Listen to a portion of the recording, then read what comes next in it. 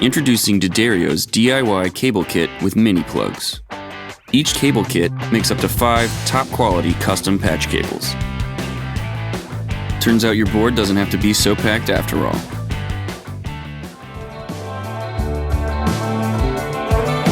Dalai Lama says I'm perfect, but my daddy says I'm not. Growing up fast on American pipe dreams, trips to the golden sun.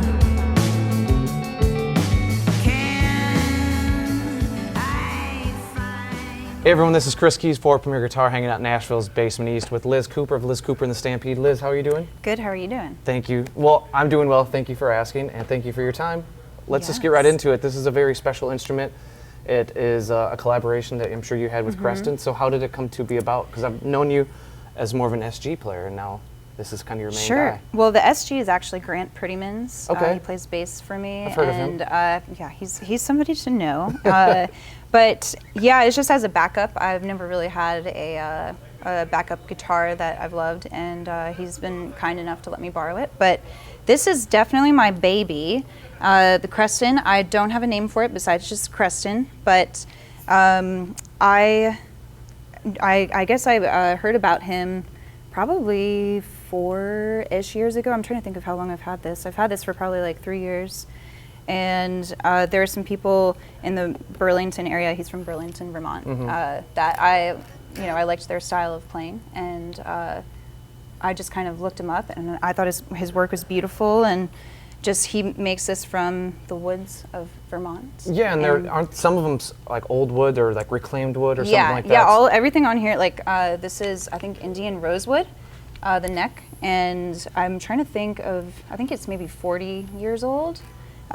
This is from a barn. It's spruce, but a lot of, he just kind of travels around, I'm sure more than just like the Burlington area, but he travels around to find the best of the best for his gear. But yeah, I just I was scrolling through his stuff online, and there was something that was kind of similar to this, and I know he doesn't make the same guitar twice. Yeah. He was very adamant about not doing that, and so I was like, okay, just make whatever you think would be the best for me, and he came up with this. Yeah, did you have any input or saying like, well, this is what I like, or pickups or anything like that, or was it just kind of all his doing? It was kind of all of his doing in a way, but he knew that I was mostly playing acoustic at the time, and so the neck is pretty thick on this, and it's more so like an acoustic guitar. And then the I like a higher action, so that's also too kind of something that he took in mind. And we have a mastery bridge. It is a little janky right now. And but so this is the guitar that essentially you learned how to play electric on, because like you said, like with Monsters, that was more of an acoustic EP, but this is, the debut album is a lot more electric and it is spaced out, which is right up my alley. But so this is kind of, a bridge between where you started and where you're headed. Yeah, I do have an ES 175 as well that I found on Craigslist from a church in the New England area. And that's something that I kind of worked on and learned some stuff on. But this is like something that I could really, those are so fragile, and it's a hollow body. Yeah. It's from the 60s. It's one of those guitars that I won't play it out anymore. It's my like studio guitar. Home I don't guitar. have a studio, but it's if I did have a studio, it would be my studio guitar. But this is definitely something I cut my teeth on, and I love it. And for strings, what kind of strings are you using?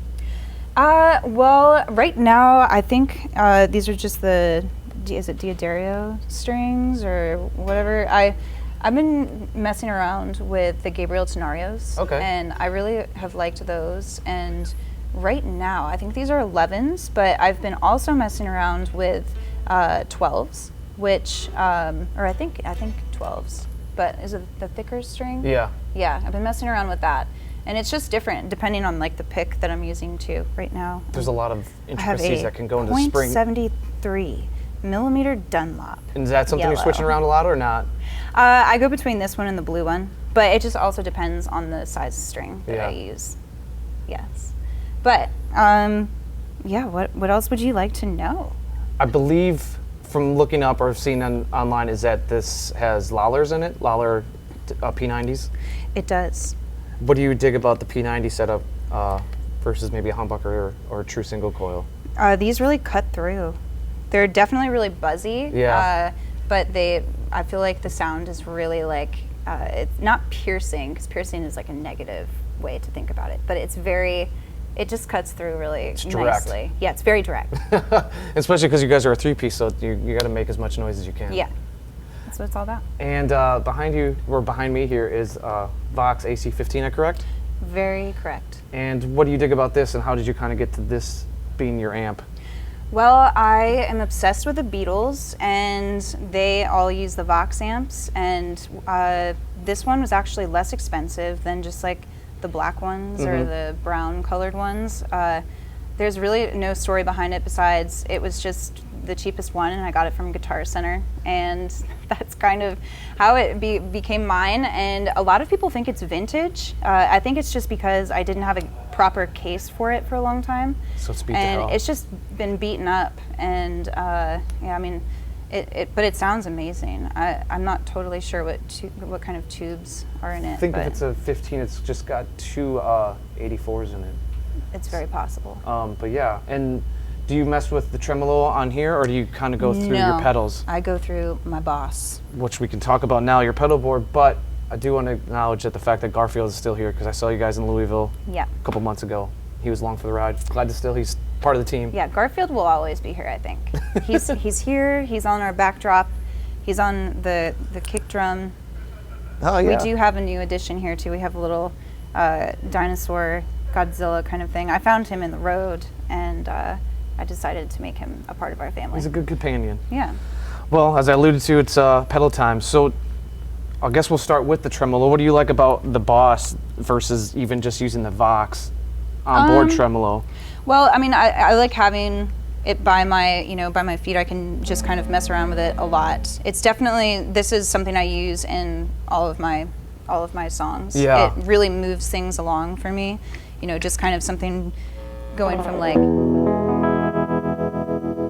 it adds movement, and I think being in a three-piece, any movement that you can have to make something like just sound more than what it is really important. So I do a lot of finger picking, and that's definitely something that it just to me it sounds a lot nicer. You know, just like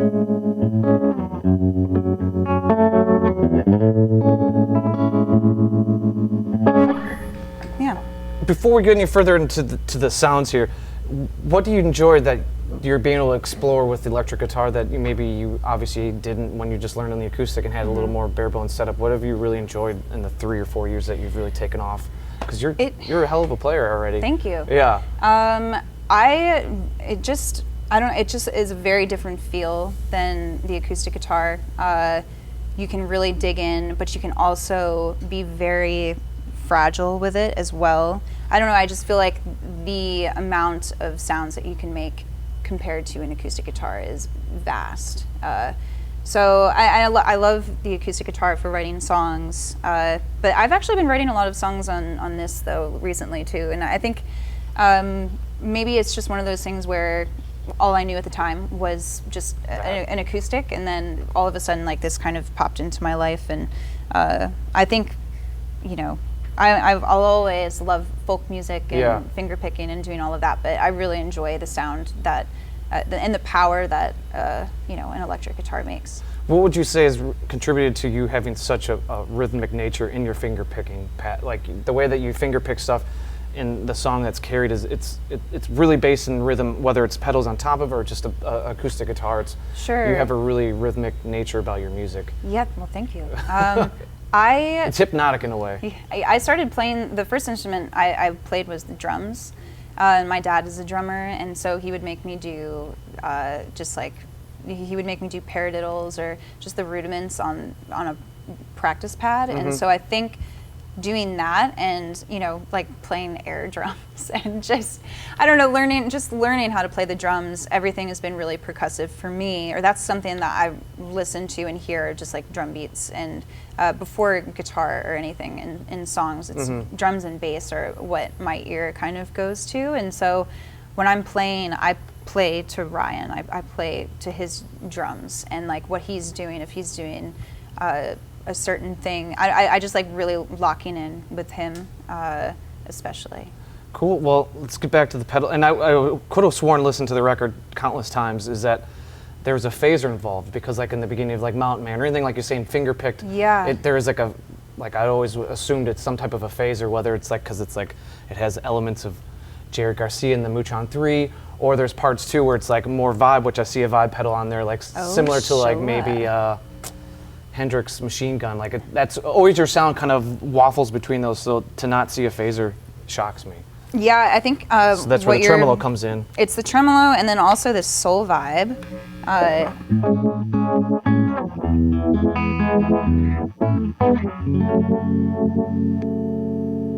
That kind of creates also movement, because it does have a speed knob on there. And are you changing those between the tremolo and the vibe? Meaning, like, are you getting down there? I know at some points of the set you do fiddle with the pedals, but this is the one. Like the Echoplex, the delay pedal, is something that I fiddle around with, just because you can really kind of make things start to feedback and delay. And so I mess around with that, and also my chorus pedal too. I have this reflector. It's the Old Blood Noise pedal, and there's some really wild stuff that. How are you using that, or what would this come up in the set?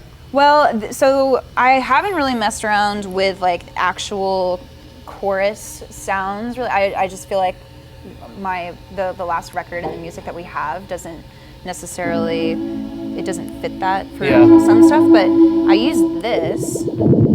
And it's like my underwater pedal. I use that in Hey Man when we make all of this really crazy noise. That's at the end, when you guys go to and then town. This does like a.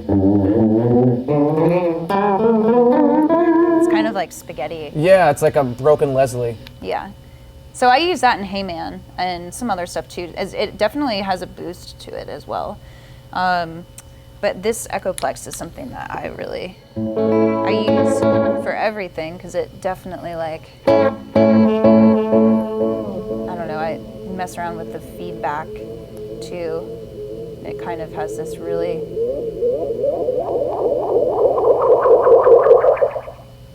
it just gets kind of spacey. It's just fun. Yeah, it's really fun. What about like in specific to like the solo like lights? That one is different to like most of the stuff that's on that record, is that there's a little more cheddar on it, a little more stank, like there's a little more drive in that solo. Is that being used with the reflector or the Frank drive? Okay. No, I've just been using, what we did on the record I think is a little different than what we've been doing live for that. And then that's kind of a thing with how we just kind of play. On the record there were more people that were playing, and so we've had to kind of reinvent what we do live. Yeah, because there's like strings on there. There's strings. Pedal steel, if I heard right. Yeah. I have this Frank, and this is kind of like my gain and boost pedal.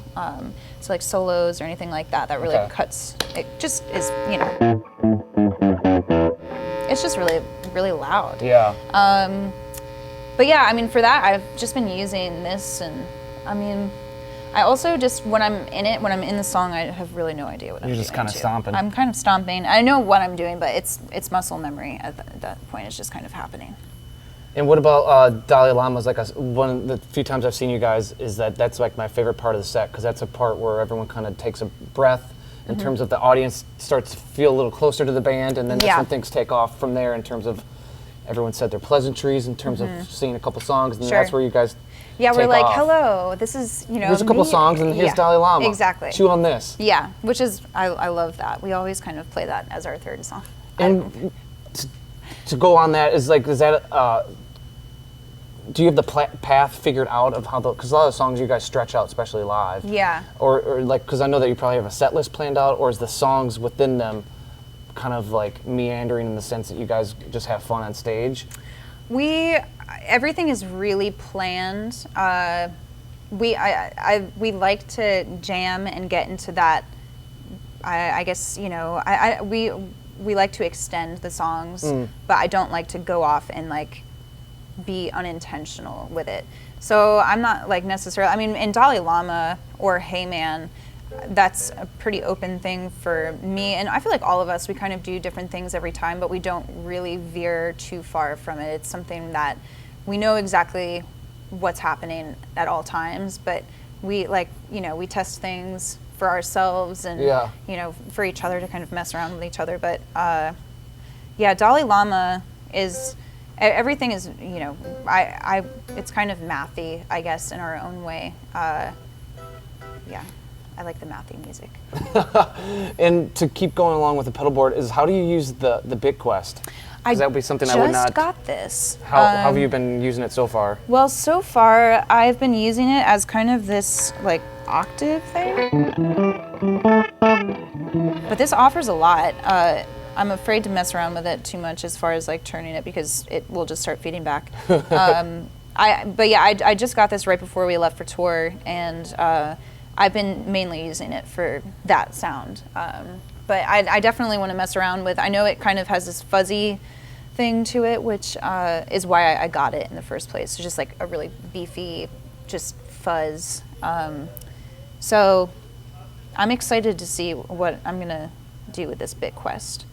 Yeah, that's definitely the newest pedal on my board. And how do you use the dynamic wah? Or like, where does this pop up? This pops up once. Very specific. It'll pop up more.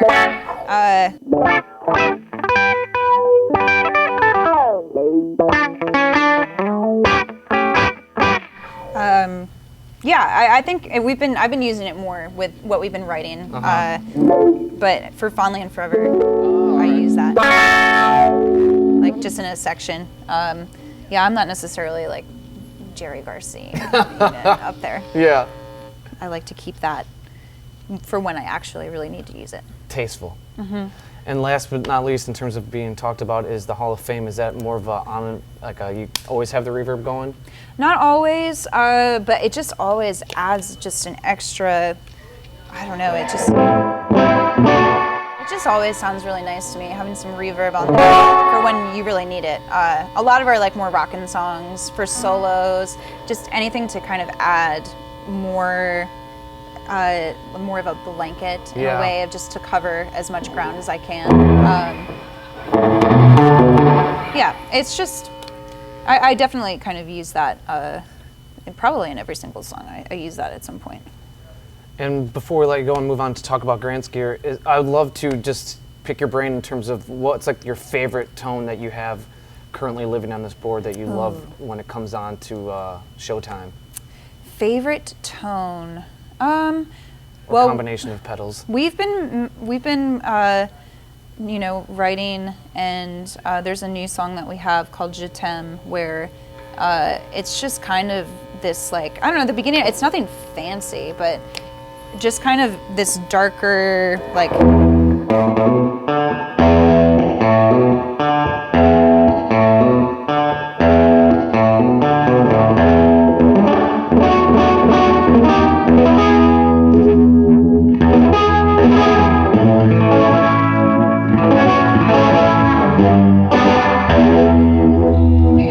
it's just kind of a very mean surfy sound and surfy. Yeah. So I've been enjoying that a lot. But I don't, you know, I'm open to all sounds. You're non-discriminatory. Yes. Liz, well, thank you very much. We'll move on to Grant now. Thank you. Thank you. Now we're on the other side of the stage with Grant. Grant, how you doing? Good, how you doing? Real well. Thank you for doing this. And Lean and Mean is your game, as I'll steal a line from Bollinger, our other host. One bass, tell me about it. This Baldwin's special. Yeah, this is really special to me. There's a guitar shop here in East Nashville called Eastside Music Supply. And it's like down the street from my house, so I go in there and bother them too much. And Brandon, good dude. Yeah, Brandon's a great dude. I just saw him today because I had one of my pedals was messed up. So you're getting actually my friend's other version of my pedal today when we talk about it. But it's the same pedal, just different color, really. Anywho, I went in. I just go in there all the time when we're not touring. And for about, I think it was probably like 4 to 6 months, I had been going in there, and this was on the wall, and I just loved the way it looked. And then I picked it up like all the time and played, and eventually, it hadn't moved. I was trying to save up money for it, and I think my favorite part of the story, Liz's dad was in town, and we were at the shop. Liz was looking for some pedals, and I just came along. Yeah.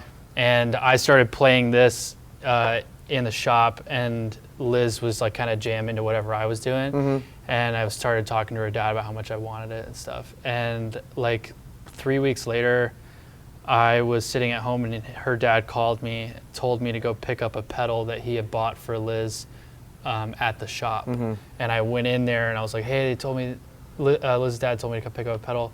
And he's like, yeah, I have it downstairs, let me go get it. And he comes upstairs with a huge case.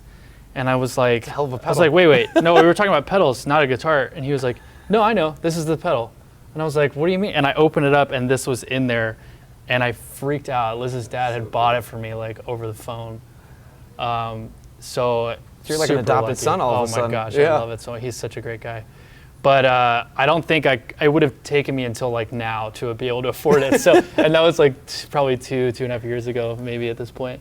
What were you playing before you kind of, got the Dream Baldwin? Before I had this, I was playing a P bass. Actually, it was actually a Squire P bass. Somebody had like sanded. There's a couple of videos of me playing it in like early Liz stuff, like the Live at the Silent Planet stuff. Someone had sanded off the Squire logo, and so I didn't know what it was. But then I looked. One day I just looked at the serial number, and it was a Squire. But I bought it for like $75 off a guy, and I played it with this old band I had, Willie and the Giant, and then I played it with Liz for a little while. I always knew it was like not quite right for Liz's music, but I just had to play it. And honestly, I loved the way it sounded. It just didn't really feel right for the music though. And I recently converted it into a fretless, actually. I had another guy, Derek at Eastside, converted it for me. Derek's a mod guy. He left all of the fret lines in. He like put some dust in there to leave a fret line so I could still gauge where I was.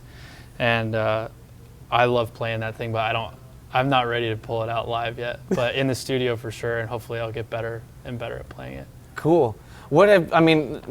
If you haven't already listened to them, you definitely need to check out the band, but like the bass that like you're speaking to about what the Baldwin brings is just woody. It's almost upright in the way it comes through in the record, in live too. Yeah, it's like kind of reminiscent of like Hofner's and stuff like that, but it's got more sustain, and on top of that I have a compressor that I leave on all the time that adds to the sustain. Because we're a three-piece, if I was playing straight up dead Hofner, it wouldn't be as full of a sound as it is now. And is this? I'm not too familiar with the Baldwins. Is this a hollow, completely hollow? Completely hollow, yeah. And it can definitely feed back. Yeah, I bet. So I've now gotten used to. I've figured out how to keep it from doing that. I've got the EQ section on my amp there. Those last two faders are pulled down so that the highs don't ring and feed back, and it doesn't scoop too much out of the tone because there's so like what is that at the 820 and 2000. Like it doesn't do. I think that's like much. dogs you can hear. Yeah, you know what I mean, like that super high. No, it's not that quite that, but that's funny. But so I've got it under control on that. But if I flick this pickup switch, it goes from like the super like. Yeah, let's hear it. If I'm playing in that, that's where I always have it, is on the neck pickup. Yeah. But if I flip it, it's like, it's like it's like a guitar almost. Yeah. So, but that's where, I see I'm used to just rolling the one knob off and I'm still ringing now. That's when it really feeds back. And I did that on our record with Sleepyhead. Okay. I used that as an effect when I had this delay pedal going, and then when I smacked the pickup, I was like using it as like a snare.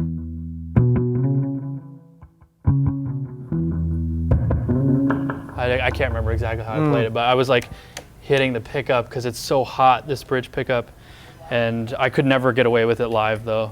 For sure. Have you done anything to the bass to kind of make it more your instrument, or is it as you got it? No, it's about as I got it. I mean, it's really old, so there could have been something along the way that changed, but I do know that the guys at Eastside had rewired the pickups. They didn't do it. They, I can't remember the guitar brand or the pickup guy that did it. I'm sorry if he watches this and I can't remember to drop him a line, but I'm sure we can figure it out and do something about it. But anyways, somebody rewired the pickups to make them a little bit better than whatever condition it was they arrived in. But it's still the original pickup. I mean, they say Baldwin on them. Do you know exactly what year this is? No, there's no way to really tell exactly what year it is unless I've met somebody who was like Baldwin in the nut. factory. But basically, the guy who made these is a British guy. I can't remember his name. I know his last name is Burns because that's what he made the guitars under. He made guitars Yeah. and basses under the name Burns. I just don't know his first name. But as far as the story goes that I know it, Burns had been making guitars in the UK and basses for a while, and Baldwin was looking to get into the guitar game, and they ended up I think they tried to bid on Fender, and they lost out to someone, and so then they looked around for more people, and they found this guy. They bought him out. Apparently he wasn't like that big yet, and so they started importing his stuff to the United States, and they changed the name to Burns-Baldwin, and then eventually they changed it to just Baldwin. And so we can tell that my bass is, at least in the latter years of them importing the guitars, because it only says Baldwin on it. But that puts it somewhere in the late mid-60s, like 66 to 68. Okay. But outside of that, I don't know anything more than that. Because they ended up going bankrupt, with their guitar Yeah, there's line. a very short run of these instruments in terms Yeah. of them being still around, because I'm sure a lot of them got destroyed just through time. Yeah, and there's a huge array of price ranges that you can find them in. Like this one was in such good condition, it was up a little higher, but the other one, like I've seen the same bass, different paint jobs, like $800 online, but I paid almost twice that for Yeah. this. So. What do you even notice anything about playing maybe more standard basses? Just the headstock alone just makes me want to ask a question about it, just in terms of any sustain, or is it just purely cosmetic? Or I think that's purely cosmetic. I don't really notice much difference on that. But I personally like this. So I grew up, I played guitar a lot growing up, and even now still, but bass was never my main instrument. And I always knew how to play it, but I never played it and practiced it. I just would record my own songs in my basement and play the bass just to have bass on the So it was recording. there. But eventually, the last band I was in that I was talking about earlier, Willie and the Giant, they needed a bass player, and so I started playing bass with them, and I started getting better and better. And now with Liz, I'm doing this. And so when I found this bass, it lent itself to my guitar sensibilities, because the neck is a little bit skinnier and it's a little bit short scale. I don't know, is there a word medium scale? Is that a thing? I think you just made it up. Maybe. It's it's not like a Mustang size, it's not completely short scaled. It's not like the same length as a guitar. I mean, it's still definitely long, but the frets are smaller, and so it's definitely like a shorter scale, but it feels like medium scale, we'll call it. Grant's medium scale. But yeah, so in that sense, the playability of this bass I like a lot, because it's a little bit shorter scale and a little bit narrower neck, because I'm used to just playing electric guitar. Yeah. But one other thing of note, it's a bit similar to a Japanese bass, which is, I actually have a Japanese bass, a Royal Artist Bruno. Okay. I'd never heard of it before I found it, but I just like the look of that one as well, and I have that as a backup, but it is Japanese and it plays like a Japanese, you know what I mean? It's very, the action feels high, even though it's really not high. And Yeah. it kind of hurts my fingers to play. I don't slide very well on it. And so this bass is somehow, it's just really smooth to go up and down. I had a tour, I have a horrible story about this bass actually. I dropped it, it fell actually off of a stage that was 5-6 feet off the ground. Dang. No, that's too high, 4 or 5 feet. The 930 Club in DC. And I had it leaning against a monitor, face down, and there was all these guys running around on stage, and so I was nervous about where to put it.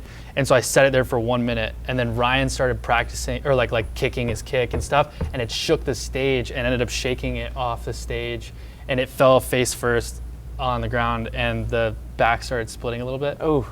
So after that happened, I gave it back to Eastside to have them try to fix it. Derek did a really good job. He had to break it a little bit worse than put it back together. But point being, that other bass, I had to tour with it for a month, and my fingers hurt so bad playing that bass. This one, I don't know what it is. It's just heavenly. It's so home. smooth. It's home yeah, bass. it is home. It does feel like that for sure. before we move on to the amp, I do want to ask: is this a result of that crash? It's actually, I had that already. Oof. So what happened? We were doing a live stream of the show, and so there's all these camera guys running around, running wires and stuff. Hate camera and guys. so before I could set up before I could set all of my stuff up, normally I have my case. I would just put it in my case and leave it there. But I'd already brought it up on stage, and it was kind of a long trek back. Yeah. So I set it down, but I had that already, and I would have put it on there, but they were like running around through my stuff. It was only supposed to be for a second, and it was the worst second of my life. That's all it takes. But yeah, so actually Liz's dad made that for me. I was telling him about it, and he made that for me. Man, I I gotta meet Liz's dad. Dude, he's a great guy. He's a great See if guy. he's taking applications. Yeah, for real. For sons. But yeah, I kind of told him I had seen it actually. The band The Wild Feathers. Yeah. Joel, who plays bass for them, had it when we toured with them once, and I've always wanted one, and I never had an 810 until relatively recently. And so now I can do it, and so he just built it for me. Like, I told him one night when we were in his house, and then the next morning it was already ready when I woke up. He gets up at like 5 a.m. gets busy. Yeah. So what about the acoustic head here? So that also East Side Music purchase. Uh-huh. I saw these old ads that they ran back when they came out with it, claiming that they were like the first bass amp. Like they were claiming to like be tailored for bass players. I guess if you know the history, I don't really know the history, but I guess a lot of guys were playing through guitar amps, and they weren't really using amps that were made for bass, so they weren't getting as much low out of it. But regardless, I found that I just love the look of it, and so I plugged into it, and I used to play out of an SVT3. Okay. And I, at the time, was really frustrated with my tone, and I couldn't figure out why it sounded bad to me, because on a recording it sounded good or like whatever, but like I couldn't get it to go. And then I bought that amp head. It was really cool. I loved the sound of it. I started playing live with it still on a 410, and I just was still like, what is going on? I hate this thing. And then one day I played through a friend's 810, and I realized on stage I've got my back to this amp, and it's playing at my my calves. Yeah. And I never realized that's why it sounded bad, is because I'm not hearing the actual amp. I'm just hearing like reflections of it around. And so once I got an 810, all of a sudden I realized I like both amp heads great. Like the SVT3 is great and this is great. But I love the fact that I found a matching acoustic cabinet, but that's a new cabinet. They're like making those, this decade. But that's old. I think it's from the 70s. I'm actually not entirely sure what year it's from. And do you, besides having to work with the feedback situation with those two knobs down, or the two sliders down, is that pretty much in constant where you're setting stuff at? I never change it unless I'm in a venue that I need to turn it down. That's the only thing I change, is I turn it down sometimes. But I just recently took that 125 hertz fader and I put it down because it was a little too woofy in pretty much any room, especially clubs. Yeah. I think this bass really produces that frequency range, like 100 range, and it felt like I wasn't getting any clarity, and so I ducked that, and it's gotten a lot better since. Cool. Well, got the 810 and that acoustic cover. Let's roll onto the pedals here. You got a few of them? I got a couple, yeah. I got more than I would have ever thought I would have had. Really? Bass. Yeah, like playing with Liz has kind of opened me up to playing. Let's say, talk about that evolution, and where did it start? I imagine maybe with the compressor? It didn't start with the compressor because I used to play that P bass, and I never really felt like I needed that. But like I said, I used to play guitar, so I had a big pedal board when I played guitar out. I still have some of them at home, but so one day so my old band, I literally only ever had a tuner. It's the only thing I ever played with, and it worked well for that band. But then when I started playing with Liz, we were just rehearsing. We rehearsed in my bedroom, and I had all my pedals just sitting there, and so I hooked them up just to like experiment, just have fun, mess around, and I had to tweak them a little bit. But so some of these are left over from my guitar rig, the chorus pedal and the Timmy. Which the Timmy's the one that's busted that I was talking about earlier. It was doing some weird, like every time I was clicking, it was popping really loud, and in the last few shows, it was like ducking the volume slowly but surely like cutting my signal, and then it would like kind of slowly but surely come back and send me into a nightmare, just like clicking on my pedals, like, oh my god, what's going on? Now I'm only familiar with the blue Timmy drive. So what's the So Seafoam? that's here? what I have is the Okay. blue Timmy. But this is my friend Lou's, and she, I think that's actually relatively new for her, but she told me that it's the same pedal, they just make different colors now. And I just played in soundcheck today for the first time, and it sounds exactly the same Cool. as Can you mine. mind letting us hear how that Yeah, works absolutely. with your So, SIG? you know, without it,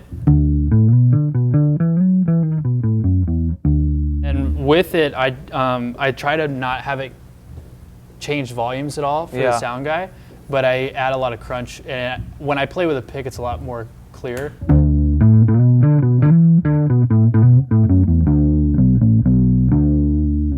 I use it a lot with some of our songs where I just need it to pick up a little bit when we like go into a jam or something. Yeah. And then I also use it in the intro of Hey Man. Oops. And I have this slap back. You can kind of hear if I do that, but on the beginning of Hey Man, I play that.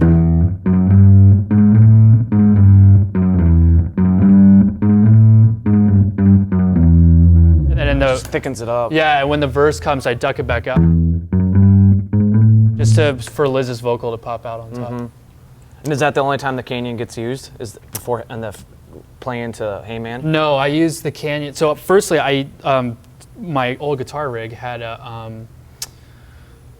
a deluxe Memory Boy, and I liked having the tap, and it has a really cool slap sound on it. Yeah. But that pedal just went out on me one day, and the pedal repair guy I take it to was like, it's not savable. So I just bought this Canyon as just something because I was about to leave on tour. And it's still electro harmonics, so I figured it'd be pretty close. And it is, but because it doesn't have a tap, I ended up stealing Liz's tap that she didn't use for her Echoplex. But I only tap for Sleepyhead. I have like a 16th, or no, a triplet delay on that. Okay. But otherwise, I just twist the knob and it just sits on a slap setting always. And so I use it in a couple songs just to thicken up the tone. Like I use it on Falling Forever. It's Sleepyhead again.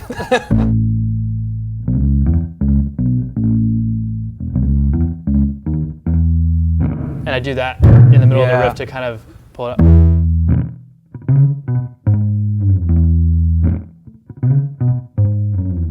But I don't think anyone's ever called me out on that. I don't think anybody's ever been like, I love that slap you used on there, because it's really transparent. Well, now Like it's gonna happen. Yeah, now you guys know about it. But it's a very subtle thing I like to do. I use it in Dalai Lama too in the intro. Killer. Yeah. What about the Moore that you got there? That's it's a chorus, but it's modeled after the Boss chorus pedal. The Moore line, as far as I understand it, is like Boss copies in smaller packages. That's what I was told. I also don't really know. I imagine probably the CE2 then. Yeah, Just being and that- I leave that one on pretty intense. Like it's from, like if I'm.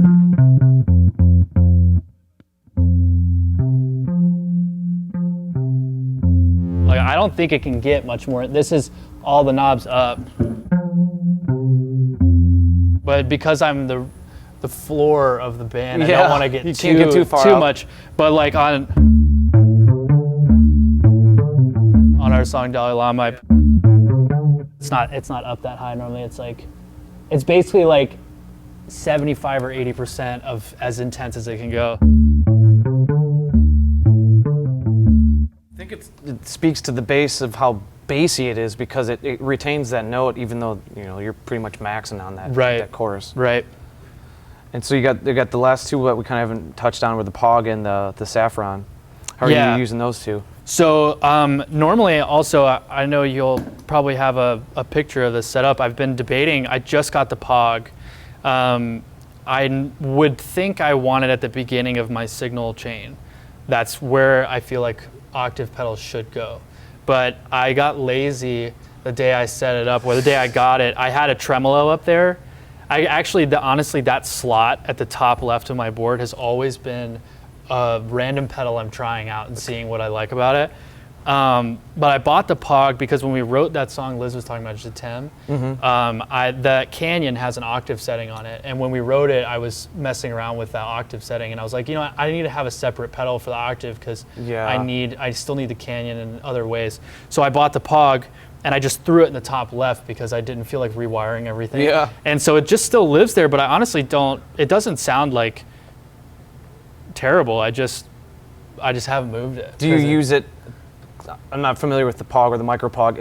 Can it go up and down an octave? It can go up an octave or down an octave, and you can only control the blend of those. Okay, and how are you using it? So I have the dry signal all the way up. I want that still coming through, and because I don't want to lose that normal octave, if you will. And then I have the low octave up 50%, and the high octave like 40%, 30 to 40%. I don't love the like super high pitch tone that it gets. So this is how I normally have it set up. And that high you can barely hear a little bit. I turn it up. And I just don't love that sound. But I mean, I have messed around with it before, like only the high.